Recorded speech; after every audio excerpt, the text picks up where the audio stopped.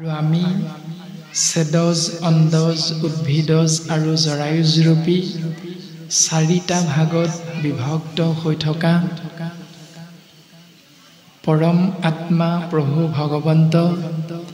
ঈশ্বৰ কৃষ্ণদেৱৰ সন্তানস্বৰূপ আমি জীৱ আত্মা। আৰু আমি জীৱাত্মা চাৰিটা ভাগত বিভক্ত হৈ আছোঁ যদিও সমস্ত কিন্তু এক ঈশ্বৰ তত্ত্বৰ সন্তান। আমি ককাই ভাই সুহৃদ। আৰু এই চাৰিটা ভাগত বিভক্ত হৈ থকা আমি জীৱাত্মাৰ শ্ৰেষ্ঠতম জীৱাত্মা হ'ল জ্ঞান আৰু বিবেকযুক্ত জৰায়ুজৰূপী জীৱৰ ভিতৰত মনুষ্য নামৰ জীৱ। আমি সমস্ত জনাক কৃপালু গুৰুজন বস্তুৱে শ্ৰেষ্ঠতম জীৱ হিচাপে শাস্ত্ৰসন্মতে প্ৰশংসা কৰিছে। আৰু আমি শ্ৰেষ্ঠতম জীৱ হিচাপে প্ৰত্যেকজন শৰীৰধাৰী মনুষ্যই যি চিন্তা, যি ভাৱনা আশ্ৰয় কৰি ভগৱন্ত পুৰুষৰ দ্বাৰা সৃষ্টি হোৱা এই মায়াময় সংসাৰখনত যিবিলাক নীতি নিয়ম কৰ্ম ধৰ্ম হিচাপে আশ্ৰয় কৰি নিজৰ জীৱন গৃহস্থী ধৰ্ম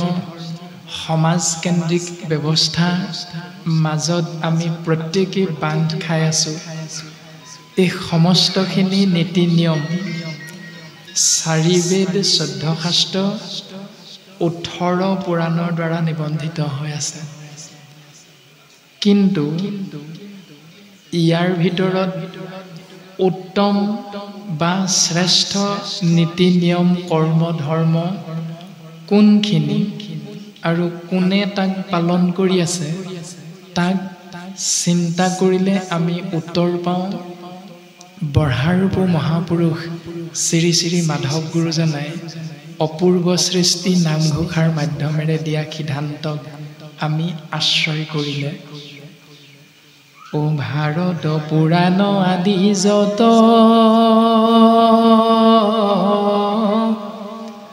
প্ৰকাশ কৰ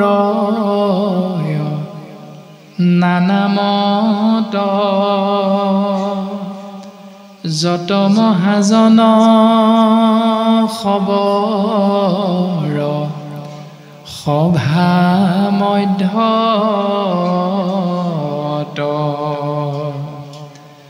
পৰম আনন্দৰ সময়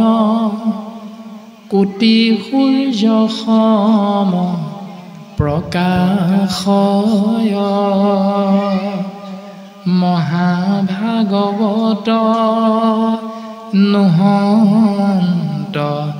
যাৱে বেকত ৰাম মহাভাগৱত নোহন্ত যাৱে বেকত। মহাভাৰতকে ধৰি 4 ভাগী বেদ 14 ভাগী শাস্ত্ৰ আৰু 17 ভাগী পুৰাণে যি নীতি নিৰ্দেশনা দিছে তাৰ শুদ্ধতা সত্যতাক নিৰূপণ কৰিছে 18 নম্বৰ ভাগী মহাপুৰাণ মহন্ত পুৰাণ কল্পতৰু পুৰাণৰ সূৰ্য মহাভাগৱতে। এটি উদাহৰণ দিলে গুৰুজনাই যে যেনেকৈ এখনি সভাত পাত্ৰমন্ত্ৰী সেনাপতিকে ধৰি বিভিন্ন ডাঙৰ ডাঙৰ বিষয়ববীয়াসকল বহি থাকিলেও আসনাধীষ্ঠ হৈ থাকিলেও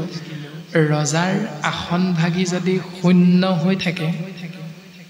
তেতিয়া সেই সভাভাগিক সাধাৰণ সভা বুলি কোৱা যায়। কিন্তু যেতিয়া ৰজা আহি আসনত বহি দিয়ে তেতিয়াৰ পৰা সেই সভাভাগীৰ নাম হয় ৰাজসভা। ঠিক তেনেকৈ পৰম আনন্দ ৰসযুক্ত কোটি কোটি সূৰ্য সম পোহৰ প্ৰদান কৰা কল্পতৰু পুৰাণৰ সূৰ্য মহাভাগৱতক আশ্ৰয় কৰি জীৱন যাপন কৰা প্ৰত্যেকটো জীৱ আত্মাই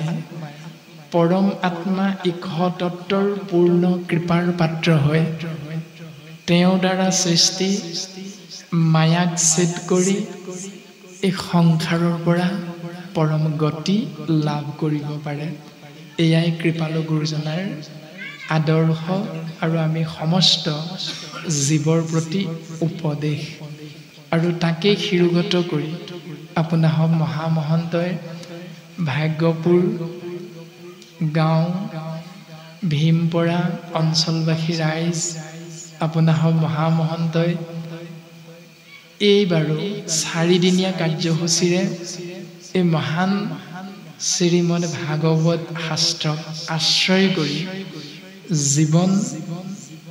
ঈশ্বৰ পুৰুষৰ কৃপাৰ পাত্ৰ হৈ সুন্দৰৰ পৰা সুন্দৰ কৰাৰ মানসেৰে এই ব্যৱস্থাটো পালন কৰাৰ সিদ্ধান্ত গ্ৰহণ কৰিলে আৰু আমাকো ইয়াৰ অংশীদাৰ কৰি আমাকো পুণ্যৰ ভাগীদাৰ কৰিলে পুনশ্চবাৰ সভা আৰু শ্ৰীচৰণত ভক্তিৰ সেৱাভাগী নিবেদন কৰা হৈছে প্ৰথম চিন্তা হ'ল শাস্ত্ৰ শাস্ত্ৰ শব্দৰ সন্ধি যদি ভঙা যায় তেতিয়াহ'লে আমি লাভ কৰিম ইয়াৰ উত্তৰটো শাস ধাতু যোগ ত্ৰম প্ৰত্যয় সমান শাস্ত্ৰ সম্পূৰ্ণ অৰ্থ হ'ল যে য'ত জীৱৰ আসুৰিক স্বভাৱবিলাকক নিয়ন্ত্ৰণ কৰি সুন্দৰ জীৱন যাপনৰ পদ্ধতিৰ উপদেশ নিহিত হৈ থাকে তাকে কোৱা হৈছে শাস্ত্ৰ আৰু আজি আশ্ৰয় কৰা হৈছে শ্ৰীমদ ভাগৱত শাস্ত্ৰ শ্ৰী শব্দই প্ৰকাশ কৰিছে তিনিটা বৰ্ণৰ সমাহাৰ তালব্য স যোগ ৰ যোগ দীৰ্ঘই সমান শ্ৰী তালব্য স মানে হ'ল 24 তত্ত্বৰে গঠিত পঞ্চভূতি এই দেহা ৰ মানে হ'ল ৰমন কৰা বা ক্ৰীড়া কৰা দীৰ্ঘই মানে হ'ল ঈশ তত্ত্ব নাদ ব্ৰহ্ম কৃষ্ণ তত্ত্ব অৰ্থাৎ পৰমাত্মা পৰম ব্ৰহ্ম ঈশ তত্ত্ব নিৰ্গুণ নিৰাকাৰ কৃষ্ণ তত্ত্বই যেতিয়া পঞ্চভূতেৰে নিৰ্মিত এই শৰীৰৰূপী গৃহভাগীত প্ৰৱেশ কৰি 10টা ইন্দ্ৰিয়ৰ জৰিয়তে একাদশ ইন্দ্ৰিয় মনৰ তত্ত্বাৱধানত তেওঁৰ দ্বাৰা সৃষ্টি মায়াময় সংসাৰত ক্ৰিয়া কৰিব খেলা কৰিব তেতিয়াই এই শৰীৰটোক শ্ৰী বুলি সম্বোধন কৰা যায় আৰু যেতিয়াই এই শৰীৰটোৰ পৰা দেহটোৰ পৰা দীৰ্ঘই তত্ত্বই ৰ অৰ্থাৎ ৰমন কৰিবলৈ এৰি এই শৰীৰটোৰ পৰা ওলাই গুচি যায় তেতিয়াই ই কেৱল তালব্য হলে ৰূপান্তৰিত হৈ যায় যাক বগা কাপোৰ এখন দি ঢাকি দিয়া যায় আৰু সেই চিন্তাক আশ্ৰয় কৰি যদি আমি আগবাঢ়ো বা বুজিবলৈ চেষ্টা কৰোঁ তেতিয়াহ'লে শ্ৰীমদ ভাগৱত মানে কেৱল এখন কিতাপ নহয় মদ মানে হ'ল অহংকাৰ ভা মানে হ'ল ভাবুকংগেৱম গ মানে হ'ল জ্ঞানম উদ্ভৱম ও মানে হ'ল বৈষ্ণৱী জ্ঞানম ত মানে হ'ল তত্ত্ব দৰ্শনম অৰ্থাৎ যাক আশ্ৰয় কৰি জীৱৰ পৰা শিৱৰ শাৰীলে উত্তৰণ হ'ব পাৰে ভাগৱত এখন গ্ৰন্থ নহয় ভাগৱত এভাগ শাস্ত্ৰ নহয়। ভাগৱত হ'ল প্ৰত্যেকজনা শৰীৰধাৰী মনুষ্যই একোজন ভাগৱত, অৰ্থাৎ জ্ঞান আৰু বিবেকেৰে। ভা মানে যদি আমি ভবা যায়, গ মানে তেতিয়া জ্ঞানৰ জন্ম হ'ব, আৰু সেই জ্ঞানক নিৰ্দিষ্টকৈ প্ৰকাশ কৰিছে বৈষ্ণৱী জ্ঞান। অৰ্থাৎ এই সংসাৰত দৃশ্যমান নোহোৱা এক শক্তি আছে, যি শক্তিয়ে এটা পাত্ৰত অৱস্থান কৰি এই সংসাৰত লীলা কৰি থাকে। আৰু সেই সূত্ৰে নিৰ্গুণ নিৰাকাৰ পৰমাত্মা কৃষ্ণ তত্ত্বই শৰীৰ তত্ত্বত প্ৰৱেশ কৰি সগুণ সাকাৰ ৰূপ ধাৰণ কৰি জীৱাত্মাৰ প্ৰতীকস্বৰূপ অৰ্জুনৰ আগত প্ৰকাশ কৰিছিল, মহাভক্ত উদ্ধৱৰ আগত প্ৰকাশ কৰিছিল, অৰ্থাৎ মহান মহান মনীষীসকলৰ আগত উপদেশ স্বৰূপে জীৱৰ মংগলৰ অৰ্থে প্ৰকাশ কৰি গৈছে যে সমস্ত ভূততে ব্যাপী আছো মই হৰি, সবাকো মানিবা বিষ্ণু বুদ্ধি কৰি। যে মই সৰ্বত্ৰতে প্ৰকাশমান হৈ আছো। নাগবিলাকৰ ভিতৰত বাসুকী মই, গছ গছনিৰ ভিতৰত শ্ৰেষ্ঠতম গছ বা বৃক্ষ হ'ল অশ্বত্থু, আৰু সেই অশ্বত্থু বৃক্ষ মই। এনেধৰণে এই সংসাৰখনত চকুৰে দেখা, কাণেৰে শুনা, মনেৰে ভাবি বুজি পোৱা যিমানবিলাক শ্ৰেষ্ঠতম বস্তু আছে, সেই সমস্ত শ্ৰেষ্ঠতম বস্তু ভগৱন্ত নিজে বুলি সিদ্ধান্ত দিছে। গতিকে সমস্ত ভূততে যিহেতু ভগৱন্তই পৰমাত্মা ইক্ষতত্ত্ব আত্মাৰূপত প্ৰকাশমান হৈ আছে, সেই সূত্ৰে সমস্তজনাকে আমি নৰেই ঈশ্বৰ হিচাপে বুজিবলৈ আমি সক্ষম হওঁ। কিন্তু তাতো এটা কথা থাকি গ'ল। কথাটো হ'ল এনেধৰণৰ যে একাদশ স্কন্ধতে উদ্ধৱ মহন্তই সুধিছিল যে প্ৰভু, ঈশ্বৰ ঈশ্বৰ বুলি বিভিন্নজনে প্ৰকাশ কৰে, কিন্তু প্ৰকৃততেনো ঈশ্বৰ কাক বুজা যায়? তেতিয়া ভগৱন্ত বস্তুৱে প্ৰকাশ কৰিছিল যে যদিও প্ৰকৃততে নৰেই ঈশ্বৰ, যদিও প্ৰকৃততে ভকতেই ভগৱান, যদিও প্ৰকৃততে মানুহেই ভগৱান, তথাপিতো তোমাক মই কওঁ শুনা, হে ৰাম,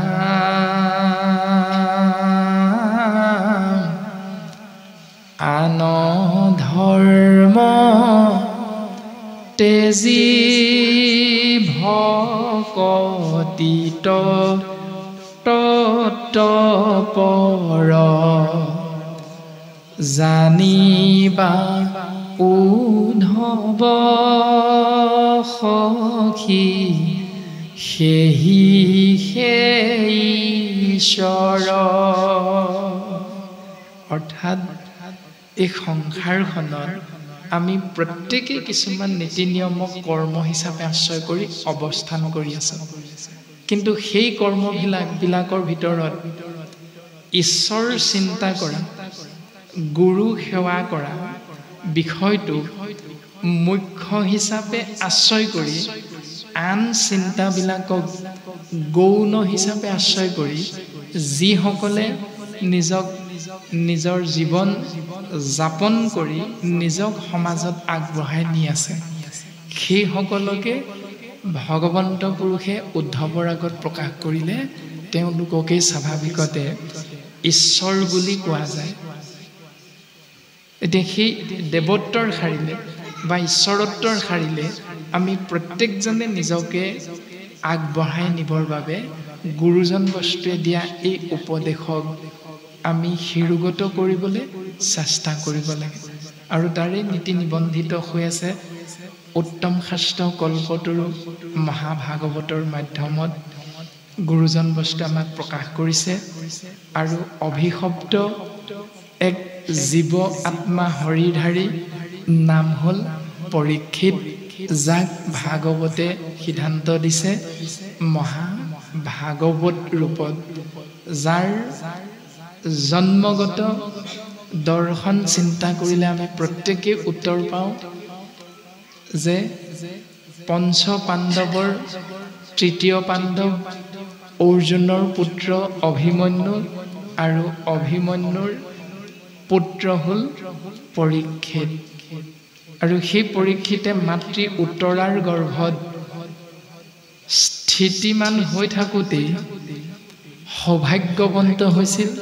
শংখ চক্ৰ গদা পদ্ম চাৰি অষ্টধাৰী ভগৱন্তৰ বিষ্ণু ৰূপটো দৰ্শন পোৱাৰ সৌভাগ্যৱন্ত হৈছিল আৰু সেইকাৰণে সেই সন্তানটিৰ প্ৰথম নামটো হ'ল বিষ্ণুৰাত কালক্ৰমত মাতৃগৰ্ভৰ পৰা আহি যেতিয়া পৃথিৱীত পৰিল আৰু প্ৰত্যেকজন ব্যক্তিকে পৰীক্ষা নিৰীক্ষা কৰি সূক্ষ্ম দৃষ্টিৰে পৰ্যবেক্ষণ কৰাৰ বাবে কালক্ৰমত তেৰাৰ অন্যটি নাম হৈছিল পৰীক্ষিত সূক্ষ্ম দৃষ্টিৰে পৰ্যবেক্ষণ কৰা মানে সন্মুখত যিজন ব্যক্তিক যিগৰাকী আইক লগ পায় চিন্তা কৰিছিল যে মাতৃগৰ্ভতে দেখা সেই শংখ চক্ৰ গদা পদ্ম ৰূপ আজি আমি সন্মুখত দেখা পোৱা এই বাপজনেই নেকি মাতৃগৰ্ভত দেখা পোৱা সেই ৰূপৰ গৰাকীজন এইজনেই নেকি এই সূক্ষ্ম দৃষ্টি প্ৰদান কৰি প্ৰত্যেকজন ব্যক্তিকে দৰ্শন কৰিছিল আৰু সেইকাৰণে তেৰাৰ বিষ্ণুৰাত নামৰ বিপৰীতে কালক্ৰমত নাম হৈছিল পৰীক্ষিত আৰু সেই পৰীক্ষিতৰে অপৰাধজনিত কাৰণৰ পৰা মুক্তি হোৱাৰ বিষয়বস্তু প্ৰকাশ কৰা এক সুন্দৰ মাৰ্গদৰ্শন দিয়া উত্তম শাস্ত্ৰ হ'ল ভাগৱত পৰীক্ষিত সংসাৰী জীৱ তেওঁ বিবাহ কাৰ্যত আগবাঢ়িছিল গৃহস্থী ধৰ্ম পালন কৰিছিল আৰু তেওঁৰো এটি পুত্ৰ সন্তান আছিল আৰু আমিও প্ৰত্যেকজন গৃহস্থী ধৰ্ম পালন কৰা একোজন মনুষ্য আৰু আমাৰো প্ৰত্যেকৰে পুত্ৰ কন্যা আদি সন্তানৰ আমিও হয়তো প্ৰত্যেকজনে পিতৃ মাতৃ হিচাপে সংসাৰত অৱস্থান কৰি আছোঁ ইয়াৰ দ্বাৰা আমি বুজিব পাৰিম যে আমিও একোজন পৰীক্ষিত আৰু শাস্ত্ৰসন্মতে কোৱা পৰীক্ষিত ৰূপী জীৱাত্মাৰ যেনেধৰণে অপৰাধজনিত কাৰণ হৈছে তেওঁ বুজিব পাৰিছে ঠিক আমাৰো স্থান কাল পাত্ৰ ভেদে পূব পশ্চিম উত্তৰ দক্ষিণ চাৰিও দিশত প্ৰত্যেক দিনাই অৱস্থান কৰোঁতে আমাৰো খোজে প্ৰতি অপৰাধ ৰৈ যায় পাৰ্থক্যটো হ'ল পৰীক্ষিতে জানিব পাৰিছিল তেওঁ কি অপৰাধ কৰিছিল আৰু আমি বুজি নাপাওঁ কোনদিনা আমি কি অপৰাধ কৰিলোঁ পাৰ্থক্য এয়াই পৰীক্ষিতে 7 দিন 7 ৰাতিৰ অন্তত তক্ষকৰূপী কালসৰ্পৰ দংশনত মৃত্যু হ'ব এই সংসাৰ এৰিব লাগিব এই সত্যটো বুজি পাইছিল আৰু আমি সেই সত্যটো বুজি পোৱা নাই যে কোন মুহূৰ্তত এই সংসাৰ আমি এৰি যাব লাগিব হাদিশ্য আৰু বৈখাদিশ্য এয়াই আমি নাজানো শাস্ত্ৰসন্মতে কোৱা সেই আত্মাস্বৰূপ পৰীক্ষিত নামৰ হৰিধাৰী ৰজাজনে জানিছিল আৰু আমি নাজানো কিন্তু আজি আমি জানিবৰ বাবে চেষ্টা কৰিম আৰু জানিবৰ বাবে চেষ্টা কৰি শ্ৰীমদ ভাগৱত উত্তম শাস্ত্ৰভাগীয়ে মংগলাচৰণৰ বিষয়বস্তুৰে আমাক প্ৰকাশ কৰিছে যে মংগল যদি বিচাৰা যোগ কৰি ৰাখিবা সদায় কায় শৰীৰৰ লগত বাক্যৰ লগত মনৰ লগত আচৰণটো যেনেধৰণে শাস্ত্ৰই আমাক নিৰ্দেশ কৰিছে আৰু সেই নিৰ্দেশ ইতিমধ্যে দিনৰ 2 বজাৰ পৰা হয়তো আজি পাঠ আগবঢ়াই গৈছে পাঠাচাৰ্যসকলে গতিকে মংগলাচৰণৰ বিষয়বস্তু হয়তো পাঠ হৈছিল আৰু যদিও নাই হোৱা আমি মংগলাচৰণৰ বিষয়বস্তু অকণমান আগবঢ়াই